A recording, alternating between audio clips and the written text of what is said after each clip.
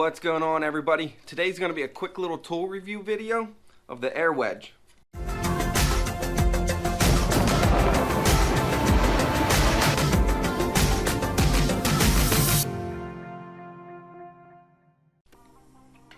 Now, as you can see, it's pretty much just like a regular air nozzle with a wedge on it, which is extremely helpful on like large panels such as this E46 roof we're going to demold. So you'll see me go around it with like a regular release wedge. They come in all different sizes and shapes, but once I get the perimeter broken loose, you'll see me kind of put this air wedge under it, and the air pressure across this much surface area is enough to kind of just pop the mold pop the part right out of the mold. So these things very helpful to have. I don't use it on small parts, it doesn't quite work the same, but doing large parts, these things are extremely awesome.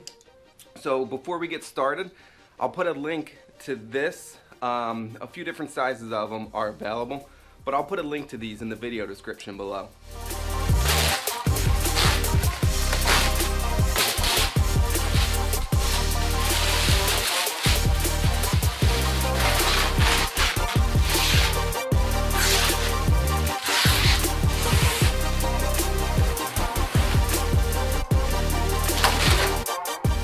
Alright, so real quick, I'm just going to work around the perimeter with the old standard type wedges.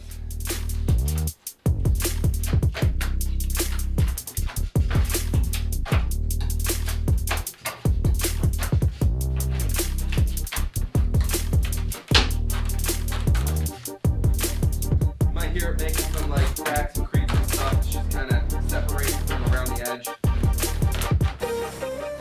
Alright, so what I'm going to do now is just get the air wedge under it. Put a little bit of pressure on it and lift it as I'm hitting the air.